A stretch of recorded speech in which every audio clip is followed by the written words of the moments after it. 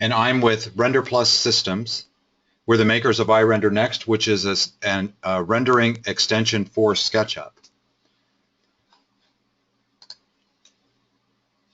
I don't expect that any of you have experience with iRender Next. A lot of you probably have a trial version installed. In fact, from what I can see from earlier, most of you do. And in some cases, you may be just exploring rendering software but haven't even downloaded a trial copy yet. Regardless, this is a great place to be this afternoon because we're going to cover lots of very important information on using iRender Next to create renderings of SketchUp models. If you haven't already done so, RenderPlus Systems has our own channel on YouTube where we have published quite a few videos, maybe more helpful. End users and some expert end users of iRender Next have published videos that explore iRender Next features with very descriptive information on how to get the most from the features. I recommend that you, every now and then, point your browser to the RenderPlus Systems channel on YouTube. You may even want to bookmark it. We're posting new videos every now and then that are quite helpful. There's another resource that's very, very helpful to you is RenderPlus.com, where you'll find examples of renderings created by users. Those can actually be pretty inspirational when you take a look at them, give you some ideas about what the rendering software can do. More importantly, if you're just starting with the software, our documentation is available online. It's kind of nice to use the documentation in a browser because you're used to hyperlinks and you can just click around on topics and get a lot of detailed information on how these features work. After today, you might not feel like the documentation is very useful at all. That would be a real win for all of us. I don't specifically know how each of you uses iRender Next, and so today, as we go through this webinar, I'm going to use 3 models. 2 of them are from the 3D warehouse, for example, this wood table. Additionally, I've grabbed from the 3D warehouse a beach cottage,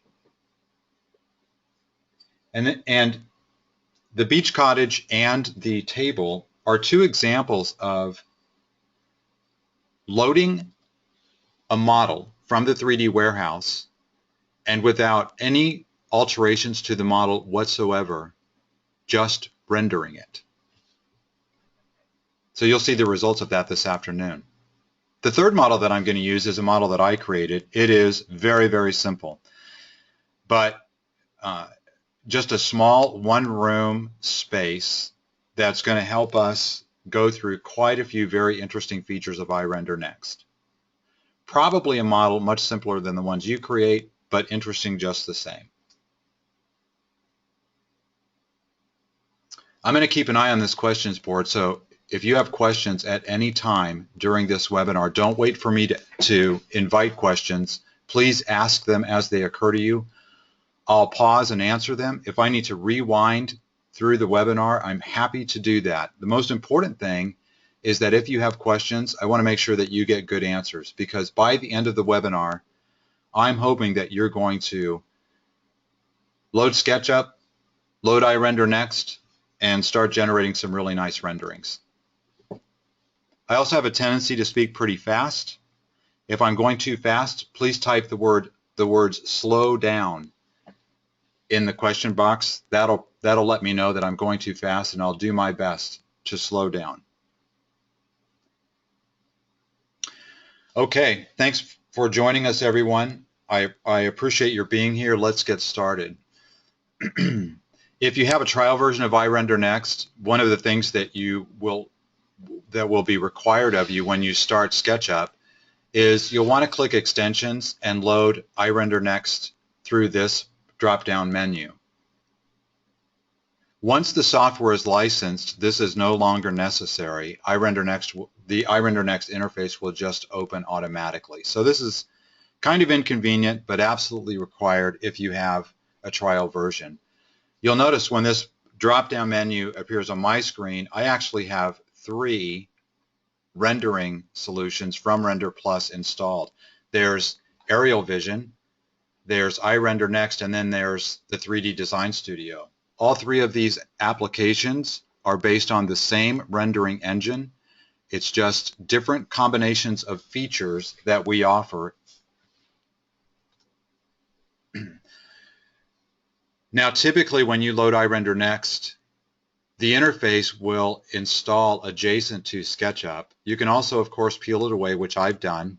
That'll help us stay a little bit more focused on the iRender Next interface and not get it confused with all the great tools available in SketchUp. There are other things that you can load even when you just have a trial version of iRender Next that might help you make good use of the software during your trial. And one of them is a textures library. It's called the nXt library. This does not install with iRender Next. You have to go get it separately. It's absolutely free. When you click on the Next library for the first time, you'll see on this dialog an opportunity to download this library. And when you do get it installed, you'll notice that it's a bunch of great textures, and it's also options on finishes for each of the textures. So you're able to select a texture and a finish that goes along with that texture amongst the options that are available. It can be a very quick way to add textures to your model and not have to fool around with the finishes quite as much. So let's start by looking at a simple wooden table. When I open a model, even one from the 3D warehouse, the first thing that I want to do is create a rendering. To start a rendering process with iRender Next, you just click on this little green sphere, and when you do, this dialog appears. Notice across the top of this dialog, there's a section called Lighting Presets. 5 presets are available to you. The 3 in the middle are very easy to understand. The 2 on the ends are maybe a little bit less easy to understand. So for example, if you want to create a rendering with the SketchUp sun, you click this. All of these presets are natural lighting presets only. They don't affect artificial lighting at all. So exterior with sun just means turn on the SketchUp sun. Interior with sun, same thing, turn on the SketchUp sun. Interior with no sun turns off the SketchUp sun. That's all these do. These are manipulating the natural lighting based on the SketchUp sky and sun. One that's not so obvious is Studio High Dynamic Lighting. So I want to take just a minute to explain this, because this is actually a very nice natural lighting solution for your model. The concept behind studio lighting is this. If you were to take this table to a photographer's studio, the photographer would set the table in the middle of the floor, would place lighting and filters and gels and reflectors all around this model, and create a nice photograph for you. Studio High Dynamic Lighting and iRender Next emulates this lighting solution, and when we click rendering, we get a model rendering that looks just like this. You can tell from below this table that there are multiple shadows hitting the floor. So this is a multiple light source rendering. Now what we're looking at on the screen is the iRender Next render window. Notice that this set of features is not the iRender Next menu. And I want to point out that in iRender Next, there are some opportunities that you'll want to take advantage of. For example, you can click on a surface in the rendering. So this is not the model loaded, this is just a rendering. And when I click on this tabletop surface, a pop-up menu appears with an option to edit this material.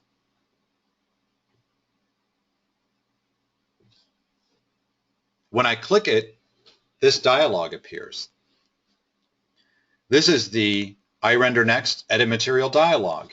And one of the options, you'll notice the tab on the far right is Default. This dialog allows me to modify the finish of the wood material. When I opened this model from the 3D warehouse, there was no reflective property set for the material. Now, if you think about it, that makes sense because the SketchUp renderer does not have the ability to render reflections. So the only thing that I want to do is I want to make this tabletop more reflective. In terms of finish, we would describe that as more polished. So I click Reflective, and now, without returning to SketchUp, I can just click the Render button on the render window itself. And when I do, here is the rendering that I get of this table. Now that the wood surface, the wood texture has been made reflective, I'm getting these really nice light reflections on the surface of this table. Studio High Dynamic Lighting is using a technique of sunlight filtered down through a canopy of trees. And the reason that this is helpful is because it permits me to sample this texture in direct light. Here's the sun coming right through the trees. In filtered light, so the sun kind of interrupted by the canopy, and then in shadow. You'll notice that there are still multiple lights, just like I would get from a photographer's studio. Multiple light sources pointing against this table and creating these overlapping shadows. So this is a very complicated natural lighting solution motivated by what a photographer might do, but then emulated with a natural lighting solution in iRender Next.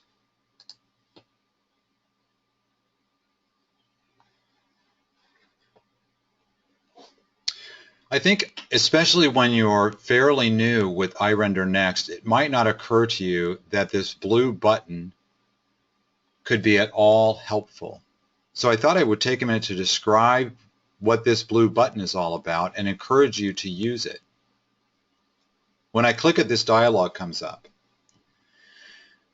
What this dialog allows me to do is generate an initial rendering of my model with a limited number of passes. Now, each pass specified refines the lighting solution for the model. It also refines reflections. A limited number of passes, and you can see that what I did, I started with just 10. And so 10 passes gives me a very nice rendering. If I'm satisfied with the view and satisfied with how the rendering is going so far, what I might decide to do is, rather than starting a new rendering from nothing, we can start at pass 10, double up the number of passes, and so now when I click OK, I'm starting at pass 11 and continuing this rendering process. Here's the rendering while in process. Here's the rendering finished at 20 passes. More refined. If we're completely satisfied, we can stop here. If not, we can click this blue button again, add more passes, and continue to refine the rendering of our model. This is a pretty efficient way to get a really nice rendering when you're not sure how many passes of the renderer might be sufficient. And with a ray trace renderer, as you know, the more complex the model, the longer each pass will take. So if I have a meeting coming up in an hour, I might want to just add a few more passes to make the rendering a little bit better each time, but of course I can't be late for my meeting. Now, I'm going to just pause. Does that explanation make sense to anyone? Do you understand the value of taking a completed rendering and then instead of returning to SketchUp and starting a new rendering from scratch, just letting iRender Next add to the existing rendering with more passes to continue to refine the image? Everybody okay with that? Type yes as a question if you are. And if not, ask a question and I'll clarify.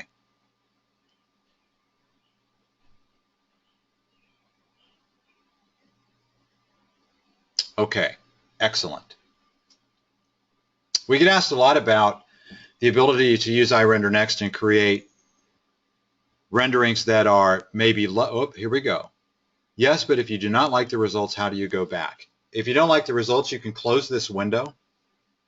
And when you close the window, now you'll return to the SketchUp interface and the iRender Next toolbar, which would allow you to do any number of things. Change the view slightly, turn on or off SketchUp layers, and then start a new rendering from scratch.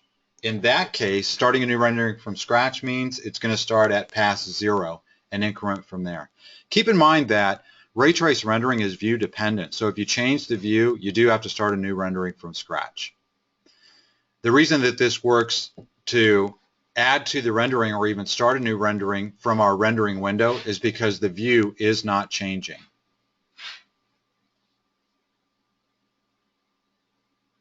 This is essentially the same rendering, a slightly different view, with color saturation turned down to 0. So I get a monochromatic grayscale rendering. Not exactly photorealistic, but there are times when these renderings can be quite nice in a presentation.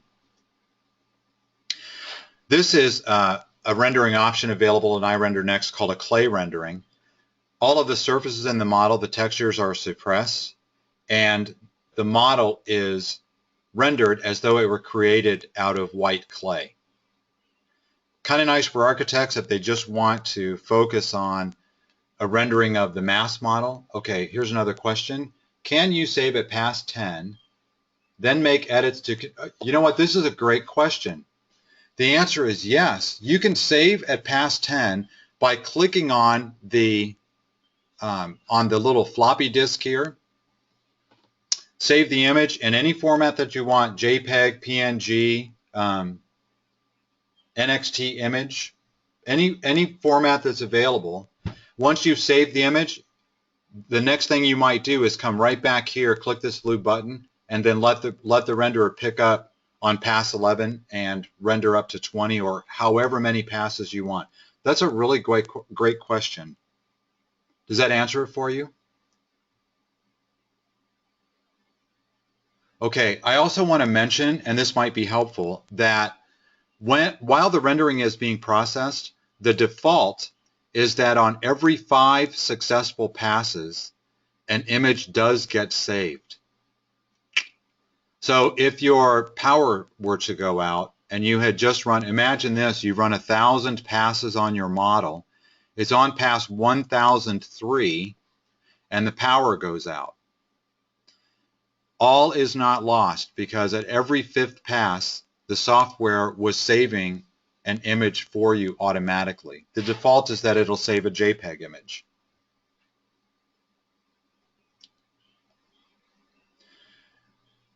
Here's another not photorealistic rendering. This one, the texture is removed, and the rendering, where would it save to? It'll save to whatever folder you specify.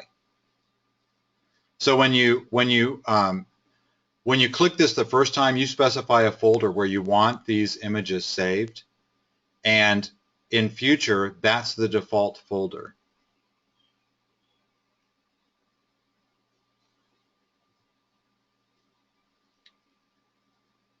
Which, of course, I hope you would understand that you can change that folder location anytime that you wanted to.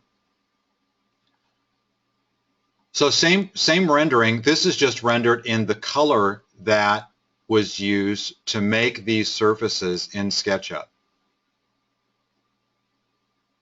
What's really nice is that although this does not include, the texture has actually been suppressed and it's just in color, the lighting solution is actually still quite interesting using high dynamic lighting.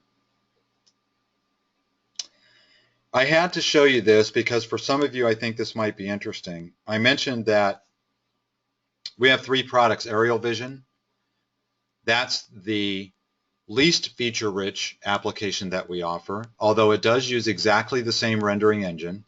iRender Next is the middle solution that we offer. Lots more features than Aerial Vision.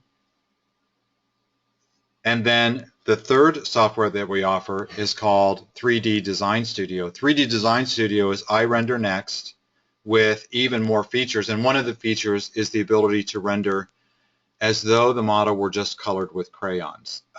There are lots more features than just that one, but I thought when we're talking about non-photorealistic rendering, that was an interesting one to mention.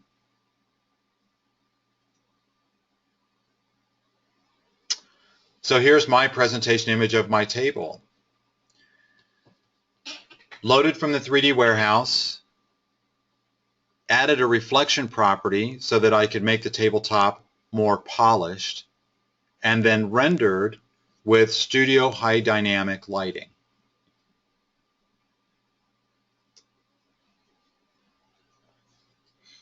Here's the next model I wanted to show you.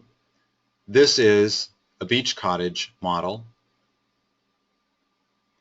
Opened from the 3D warehouse, and then once I open it, like always, the first thing I want to do is render. This brings up a dialog that will, as the day wears on, become increasingly more familiar. In this example, this is an exterior perspective of my model, and I want it rendered using the SketchUp Sun to determine the shadows. So you'll notice on the SketchUp rendering, the shadows are displayed, and now when I render the model, I'm going to get the same shadow locations, but I think you'll agree, a more impressive rendering of the building. Rendered behind the building is our rendering of the SketchUp sky. The shadows are determined by the location of the SketchUp sun, and our renderer is able to accomplish some things that the SketchUp renderer is not. For example, even though this is just a bright blue cloudless sky, the windows, because they are glass, are actually reflecting the blue sky. You'll notice down below the windows are reflecting the columns as well as the sky. And in this window in particular, I can actually see through to the back of the house. You'll also notice that all of the surfaces on our model are being illuminated. That's based on 2 principles of our ray trace rendering engine. The first is that even from the SketchUp sky, we are actually picking out spots in the sky and determining that those are light sources so that all faces of the model are illuminated. More interesting than that is that all of the surfaces in this model are also reflecting light. So even though it's quite dark underneath this porch, in actual fact there is light bouncing off of the ground and illuminating the underside of this porch. It doesn't illuminate it very much because there's no direct light pointing at the underside of the porch. It's getting all of its illumination from bounced light off of other surfaces.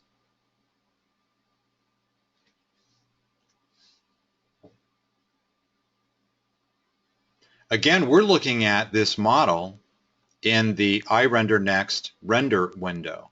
And there are some features that are available to you for post-processing your rendering that you may find very useful. For example, on the left side of this dialog are some features that you might otherwise have to save your rendered image, open up an imaging software like Photoshop, and make some adjustments.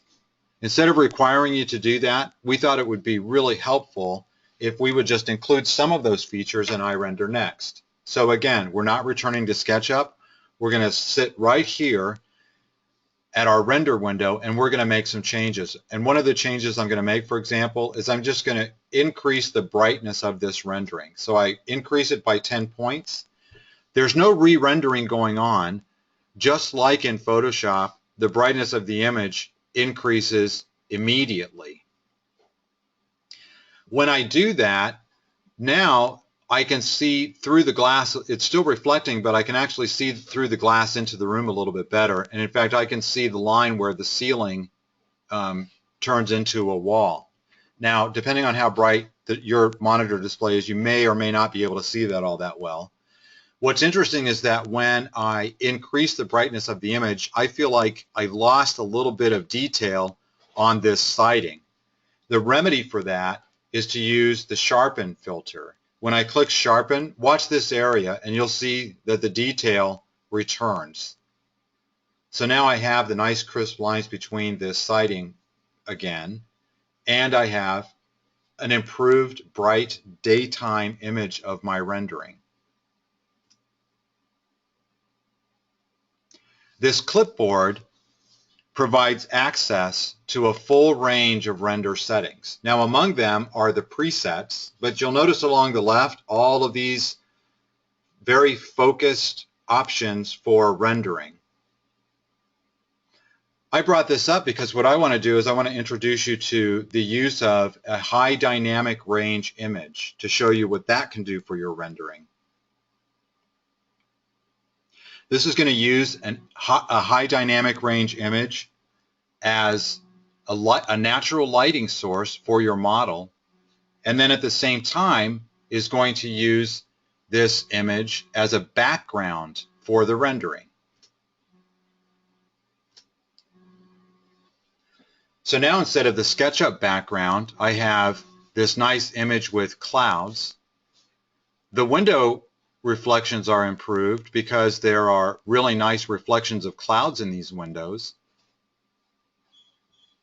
A much more realistic rendering of the model. And by default, the SketchUp sun is not being used to cast shadows. It's the sun position in this rendering determined by iRender Next that's actually being used to cast shadows.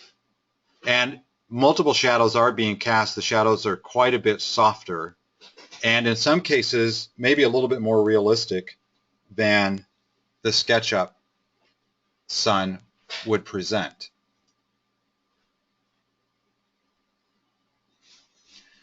Again, sticking with the render window, I want to show you some effects that are available to you. That's the FX button. One of them, for example, is the ability to introduce haze to your model. Now, why would I want to do that? Well, here's my idea. My project actually consists of just this front cottage. This back structure is not really a part of my project.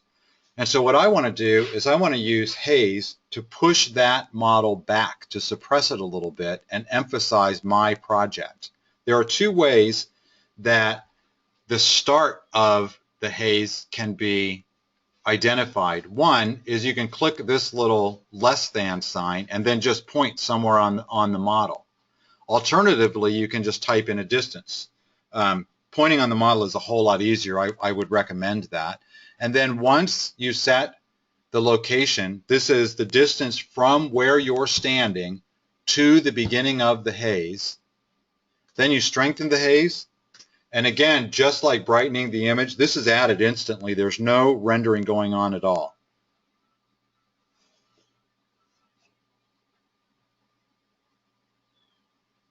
So I have two renderings, one without the haze, one with, all created from one completion of a rendering by iRender Next.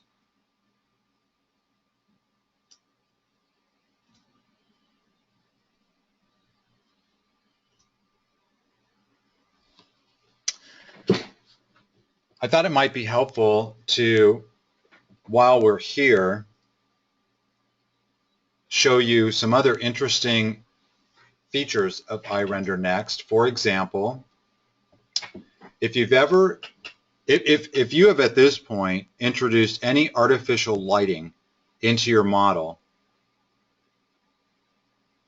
An interesting feature of iRender Next that you might want to take advantage of is the lighting channels dialog, and you get there by clicking on this little light bulb icon.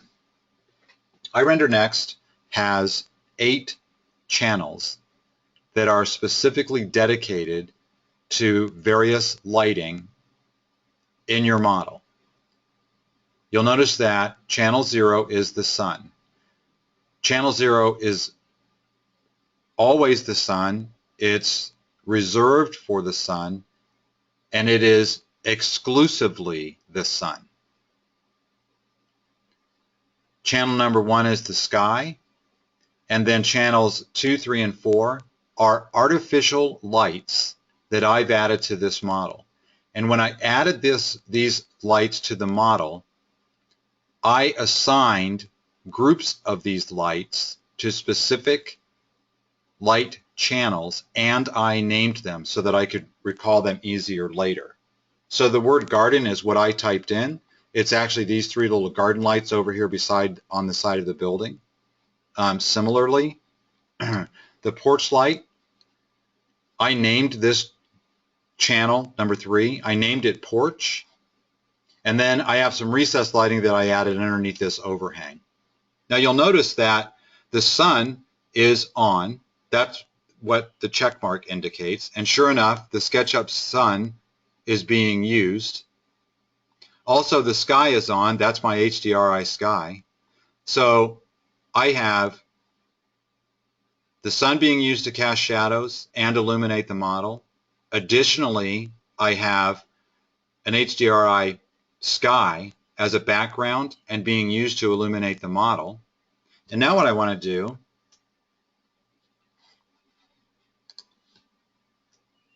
is turn off the sun. Notice that the only thing that happens is the sun shadow goes away and the faces of my building dim some.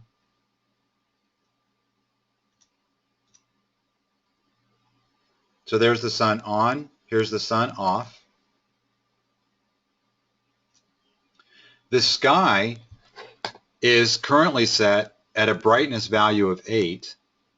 1 would be, you could think of it as 100%. That would be full on. It's also possible to exceed a value of 1 if you wanted to. Of course, the sky would get increasingly brighter.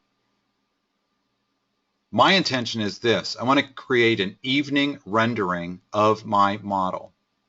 And what I don't want to do is I don't want to go back to SketchUp, make any changes to the model, and then create a whole new rendering with however many passes necessary. Instead, I'm using lighting channels to begin with a bright daylight rendering of my model, and now from that rendering, create a second rendering that's an evening view of my model. So I'm going to dim the brightness of the sky from 0.8, which is fairly bright, down to 0.2.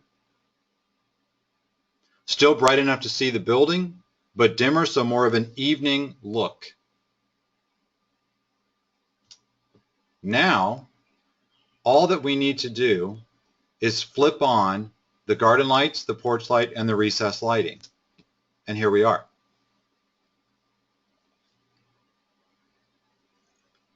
When the original rendering was created, these 3 lighting channels, garden, porch, and recess, were turned off. That means that in the rendering, that lighting will not display. However, that lighting is still processed by the rendering engine. So displaying that lighting in this model is then simply a matter of flipping the switch using lighting channels on or off. And once here, you can brighten or dim any of these channels just like we did with the sky. That allows you to balance the lighting so that you can get exactly the rendering that you're after for your presentation. That must prompt at least a question or two. Anybody have a question about lighting channels so far? We're not going to be finished with it quite yet.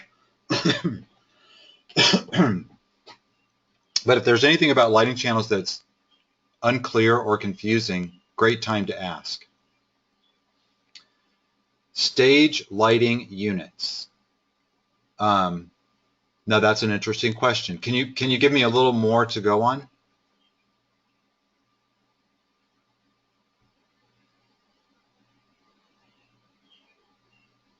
But Christopher, if I guess that you are suggesting spotlights and intensity and wattage. Okay. Okay. Here's what we're going to, yes, spotlights. All right, perfect. So Christopher, here's what we're going to do. A little bit later on, we're actually going to add some lights to a model, and that'll answer those questions. At this point, here's what you can assume, and you're going to be absolutely right, that when these lights were added to this model, I set the brightness of the lights based on their wattage. I specified their color. I mean, I had a little bit of fun with these garden lights. And I absolutely specified the type of lighting. In the case of all of these are actually just incandescent bulbs inside of light fixtures. So not spotlights, but I've got something a little bit later on where I'll show you a spotlight.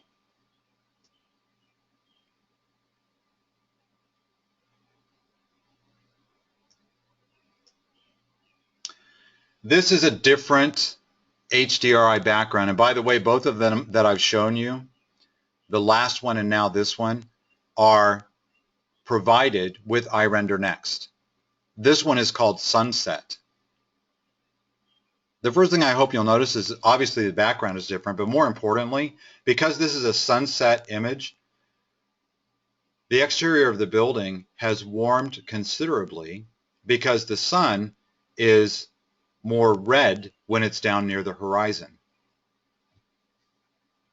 Look at the two renderings side by side, and you'll notice that an image more towards midday, and so the sun is considerably whiter, makes my model a lot more neutral, especially when compared to this sunset image where the sun warms up all of the colors for the surfaces in my model, just like it happens out of doors. So it's not just the location of the lighting that's important, or the type of lighting. What I hope you've just discovered is that the color of lighting is also very important when you're creating a presentation rendering. And to that end, if I return to my light fixtures and modify them to change the color from bright white to more of an incandescent color, and as you all know, incandescent bulbs are considerably warmer than halogen bulbs. Since these were intended as incandescent bulbs inside these fixtures, that means they are naturally warmer. I switched the colors, made them more red, and so I get now this really nice warm rendering, evening rendering of my model. The nice thing for you as a professional renderer using this software is that you get to decide. You get to decide white lights, warm lights, red lights, blue lights, green lights. And what you're going to see here in a few minutes is that the tools to help you control these things are very available, very straightforward, easy to use and understand. Again, here's the two models side by side. And I think I'm just confident you'll all agree that there's a considerable difference in the quality of these renderings. You get to decide which one is more appropriate for your presentations. A nice neutral rendering of your model with very bright light, or a warmed up model, sunset sky, and then colored lighting to look more like real incandescent bulbs. Nothing wrong with either rendering. Whatever your style of presentation is, I'm confident that iRender Next is going to answer that style for you very, very well. Another example of exactly the same thing, this is a rendering, it's actually a rendering in our gallery on our website, produced by an actual iRender Next user, and looks like a pretty talented SketchUp modeler as well. here's a more daylight neutral image, and then did the same thing, went to more of a warmed up rendering of his model. I put these side by side too so that you could see the difference. Very neutral coloring of the model, and then right next to it, much warmer colors. I mean, the sidewalk is a perfect example. Very neutral and then very warm.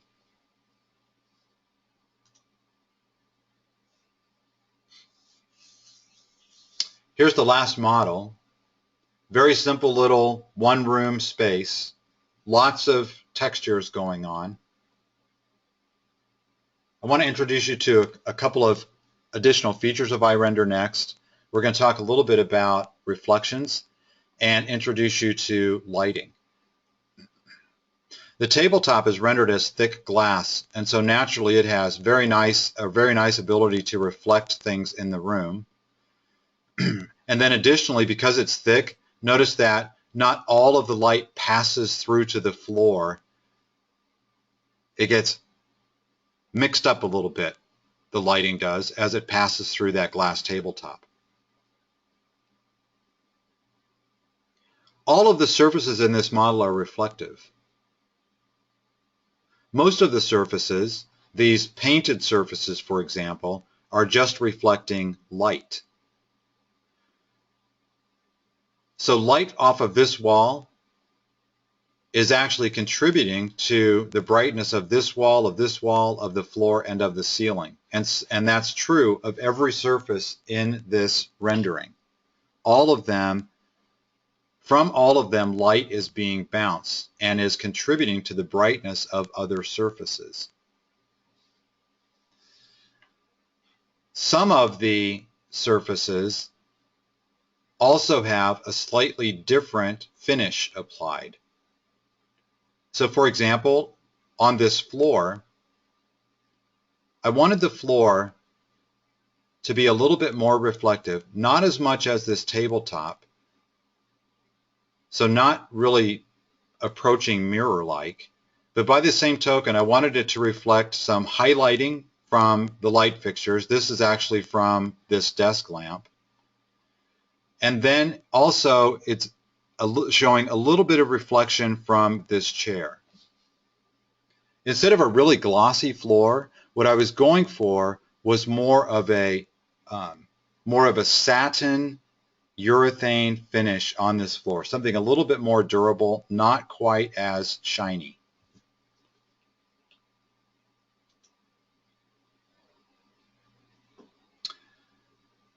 When you want to add artificial lights to a model,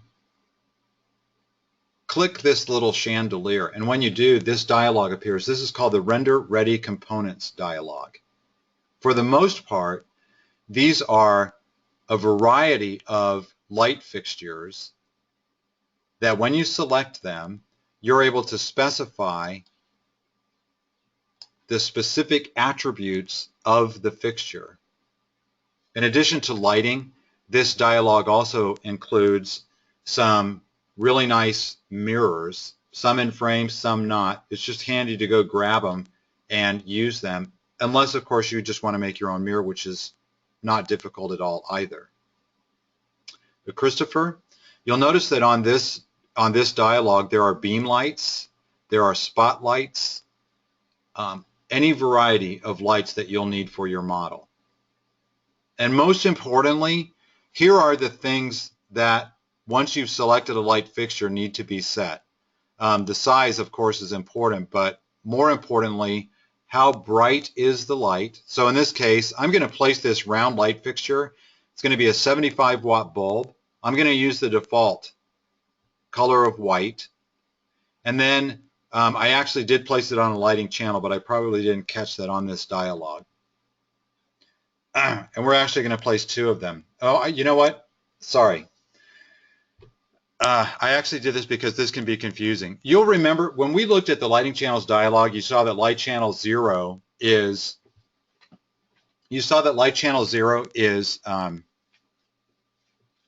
the sun, which is true. However, so light channel 0 is reserved for the sun. It is exclusively the sun. No other light is going to go there except the sun. So on this dialog, when we specify light channel 0, for iRender Next, that means assign a light channel automatically. It will not be number 0. It will be something else. You'll see what that means in just a minute. So this is a ceiling light. We're going to place a couple of them. Once we set the attributes for the light, we're going to place a couple of them on the model. So I placed one here and now the second one here. And I thought this would be important to show you as well. From the warehouse, there's this nice little desk lamp, and it is absolutely ready to go with a 75-watt bulb, color white, and here I did specify a channel on my own. I specified channel 6. I'm going to place just one of them. When I placed this, what I also did was I modified the finish on this lamp. So you can take these light fixtures as they are from the warehouse, pop them into your model. They are so well made. They render beautifully. In this case, I didn't want a black one, so I modified the finish of this lamp so that it would appear to be more like brass.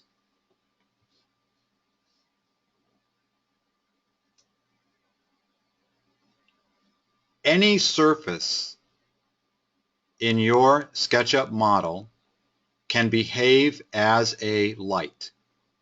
To show you that, this is not really a picture hanging on the wall, it's a TV. And so if a TV is turned on, it of course is going to be bright. To have iRender Next help me with that, I click on the TV, and then when I do, this pop-up menu appears. One of the iRender Next options is set the object properties. That'll cause this dialog to appear, and all I want to do is treat this object. This is going to be just that picture of the boat. Treat that object as though it's a light, and I made it 200 watts, which might seem kind of ridiculous, but set it to 200 watts, and now, voila, it is a light. So let's render.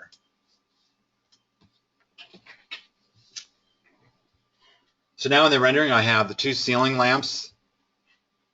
They're recessed cans.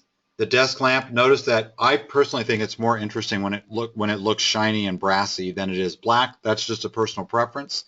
And of course now the TV is turned on and so brighter.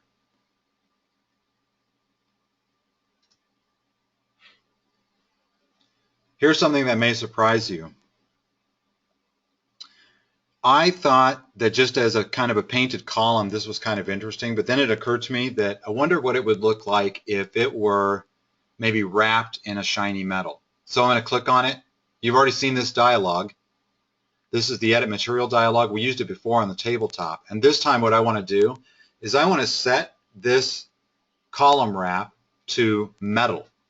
And when I do, let's re-render. So now I get this shiny metal column in my room.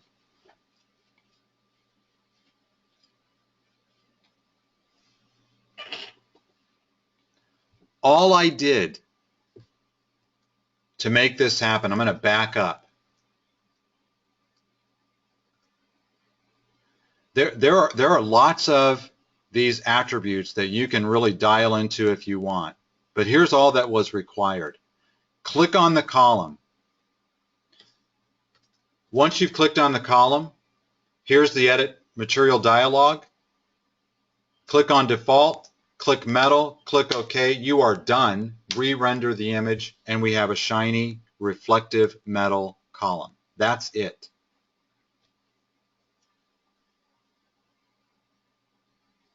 And again, we did this without having to return to SketchUp. In this case, because we added reflections to the model, we did need to re-render.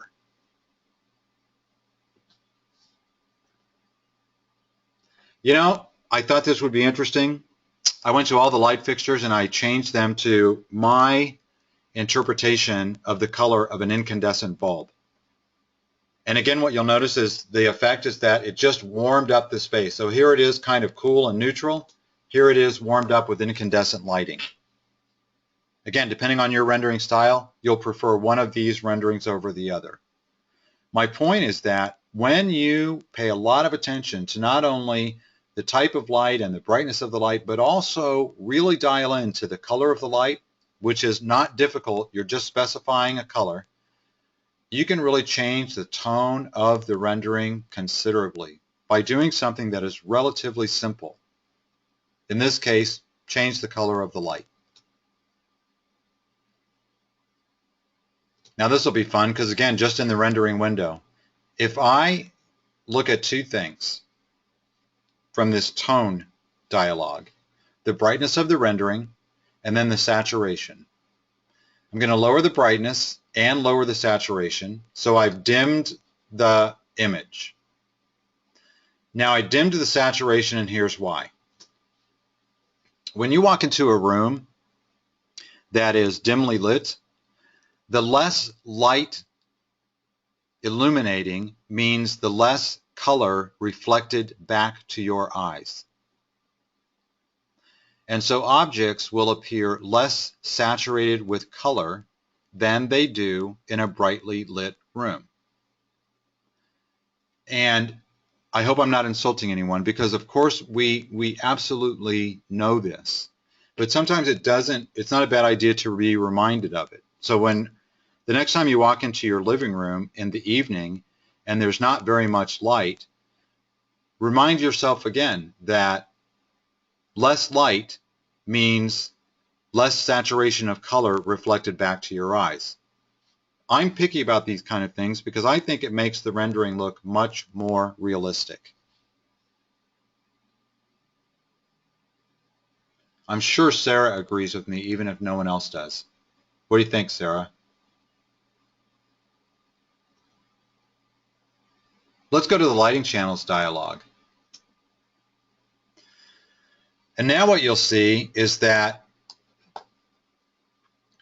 what I have is just a dimmer room, but I haven't adjusted anything else. What I want to do is I want to create an evening, nighttime view of this room. So the first thing I'm going to do is I'm going to turn off the sky. Remember, that's just a switch. So if I click this little check mark, the sky is off.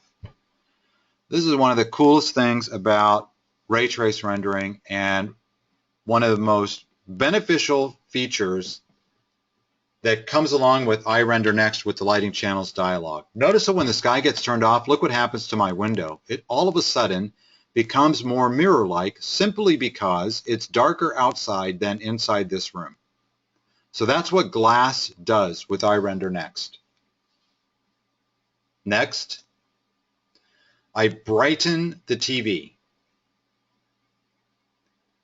And no, I told you earlier that you actually can you can exceed a value of 1, which is 100% bright. So now this TV is actually 500% the brightness of the original setting. So 1 is not the limit. Go brighter if you have to.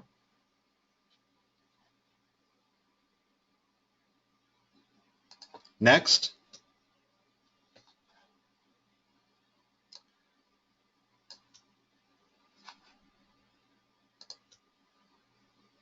the ceiling lights off. Now I want you to notice and keep in mind, we're not re-rendering, we're just manipulating lighting channels. So watch, not only, of course, the lights going off is fairly obvious, but watch what happens on all the walls and all the other surfaces, even down on the floor, when the ceiling lights go off.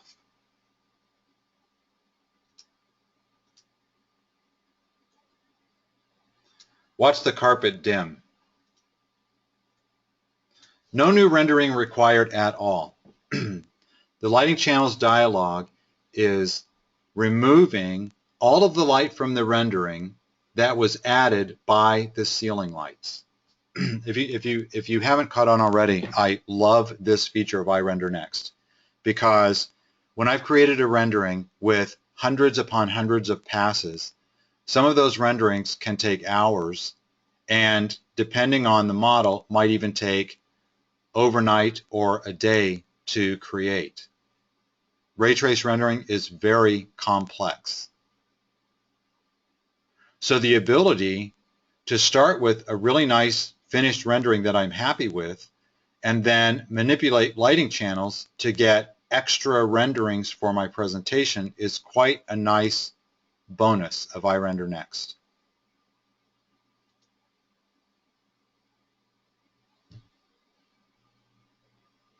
So now I have a very quiet nighttime rendering of my model. And you can see that as the light continues to dim, I get a better idea of reflection in the glass. I actually dimmed the sun way down. I didn't really want to turn it off. I wanted it to maybe give the impression of the moonlight streaming through the window.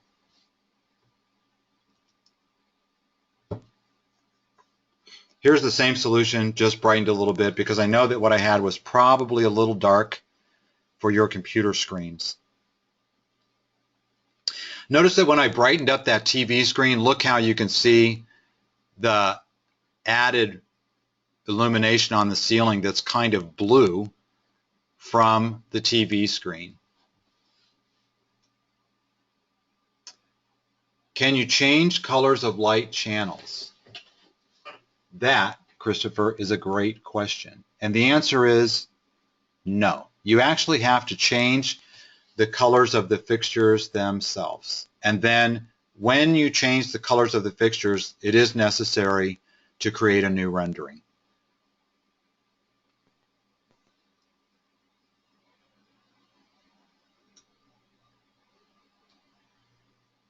And so we're back to the original rendering created with iRender Next. Do you set up the channels in SketchUp?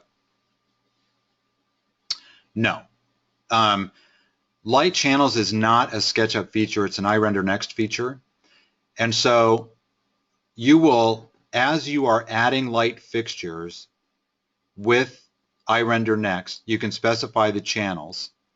If you added light fixtures using SketchUp lights, not our library, then what you would do is you would use in iRender Next, you would click on the SketchUp light fixtures and then change their channel to the one that you prefer for that fixture.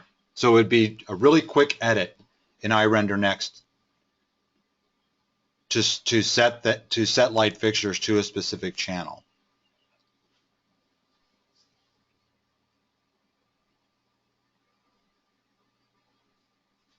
I'm so glad you all are asking questions because this is helpful to me to make sure that we're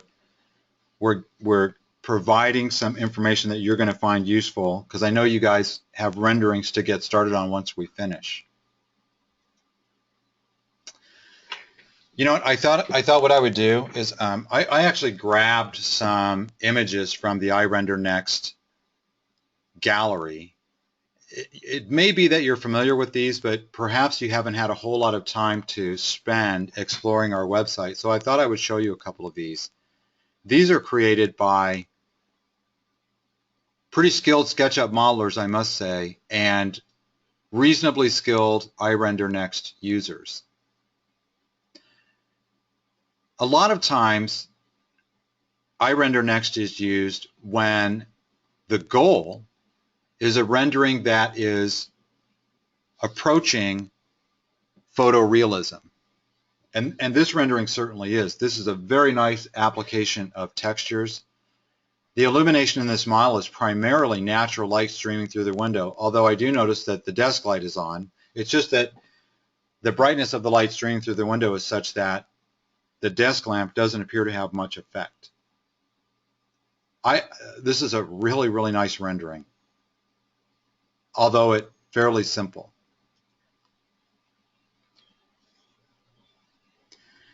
This also is a very nice rendering, very nice geometry, nice natural lighting, and of course a snowy day outside.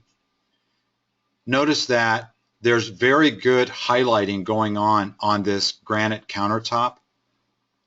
and it is just short of being treated like a mirror. So it's very realistic. And I don't know what it is, but I think this stove looks pretty realistic too. It's a nice rendering of a stove. I love this one because this was a very clever rendering and a very clever use of materials if I'm reading this rendering properly. Contrast the very polished, perfect glass railing with what appears to be a rough finish wood stringer. No reflection whatsoever. And in fact, the same thing on the floor. And here's what fascinates me about this model. I know that the person who created this model and generated this rendering, they absolutely understand how to do reflections. So I believe that this was on purpose, that there's no reflections going on this wood. And what they intended was that this is an oxidized rough wood that they're going to use in this project. It's a really, really well done rendering. Lots of nice natural light streaming in through that ceiling. Again, someone who really understands reflections. They've got the mirror, they've got this these stainless steel fixtures placed that are reflecting very nicely, and then just beautiful light reflecting on these surfaces, but not being treated like metal. And then, of course, the towel rack. Photorealism isn't always what you're after.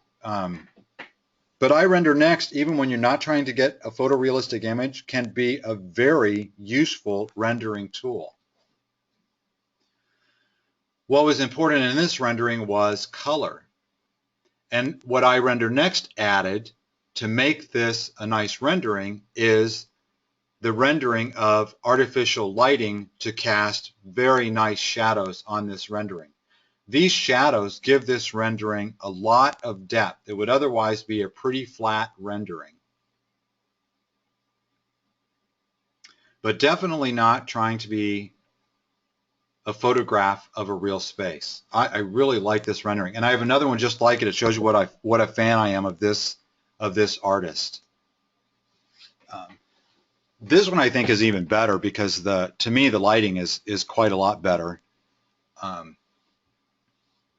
Again, not trying to be photorealistic at all, but still, iRender Next was very helpful because it was used to generate the artificial lighting solution, which gives this rendering some nice depth. It would otherwise be pretty flat. Anyone else like this rendering as much as I do? I think it's very clever, and this was a very clever artist who created this. This is another one that, just for the sake of artistic value, this is a very well done rendering. And there's actually quite a lot more going on than you might imagine. For example, they're just using the SketchUp sun and sky, which is rendered pretty nicely in this model. Then using iRender Next to render water. We have some really nice techniques that let you turn a flat reflective surface into water. And then, of course, pretty nice little sailboat sailing across the water. Sometimes it's interesting how what appears to be a fairly simple rendering is considerably more complex than you might think. There's a lot going on in this rendering.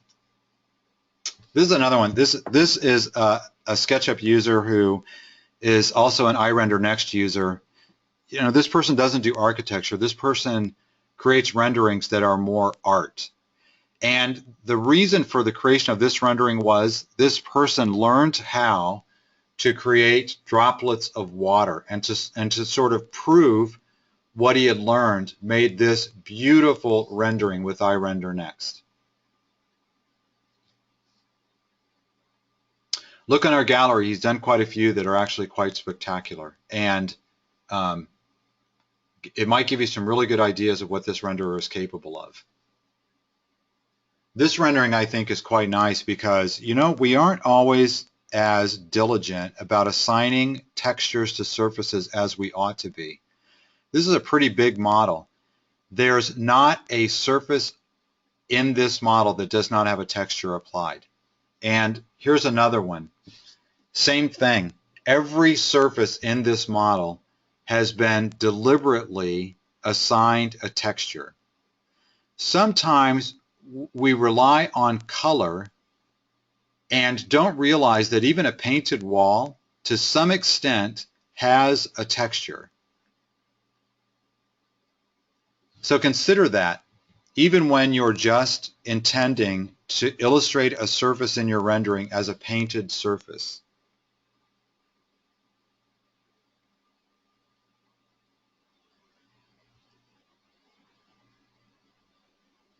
You know, I really liked this rendering when I first saw it because this looks like what might happen if you were out strolling the neighborhood with your digital camera and just had to get a quick picture of this nice little building.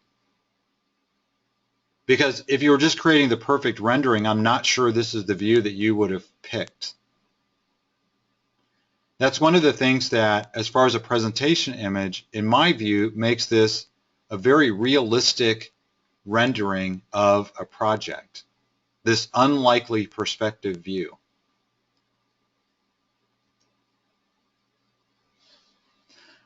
I wanted to show you this because, again, I think this may be a lot easier to accomplish with iRender Next than you might suppose. This is an actual neighborhood photographed by the designer. And then once photographed, the SketchUp model was dropped in place and then rendered with iRender Next. The biggest advantage of this rendering technique is context. So we're able to evaluate the design of this project in the context of an existing neighborhood. Very well done rendering. And hopefully we'll give you some ideas about what you might do when you're creating SketchUp models and deciding to render them with iRender Next.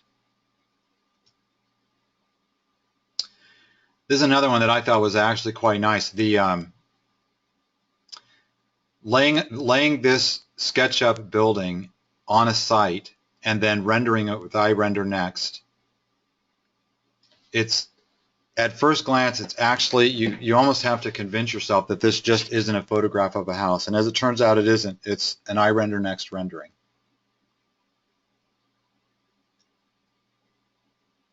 All of these images are on our gallery. I like to go look at them this gallery every now and then because there are some, if nothing else, some very inspirational images in this gallery that will give you some lighting ideas, some finish ideas, will inspire you with the level of detail that some are able to achieve by picking the right view, by leaving no surface in the SketchUp model untouched, adjusting not only the material but the finish on the material, and all that pays dividends because then when you commit your computer to generating a rendering, you're going to be quite satisfied with the results, and I know that all of these people were because these renderings are absolutely beautiful. Our gallery also has an Add Images button, and so whenever you create a rendering that you are particularly happy with, please add it to our gallery. If you'd rather I didn't add it to the front page, let me know, and I'll hold off on doing that. If you add it to our gallery and don't specify otherwise, you know, when I love it, I'm very likely to add it to the front page. And when I do so, you're always credited with the rendering you created. I also, just so you'll know, I use whatever title you specify when you add it to our gallery.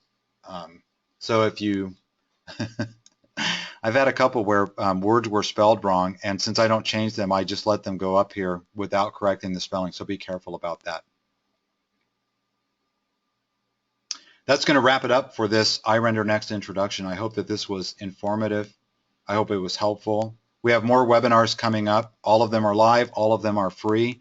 I update our schedule on RenderPlus.com frequently. Next week, for example, I know that there is a live webinar. I believe it's next Friday. Don't trust me on that. Check our schedule just to make sure.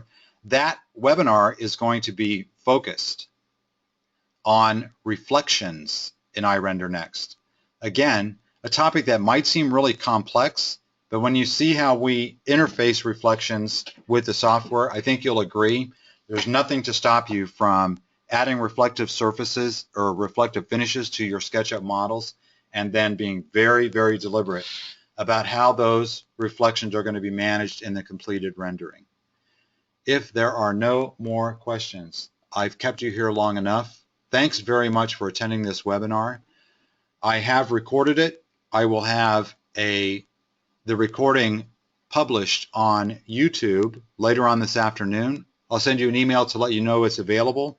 And so feel free, share that YouTube link with friends and other rendering enthusiasts. Hope this was helpful, and I hope to see you again real soon at another live webinar.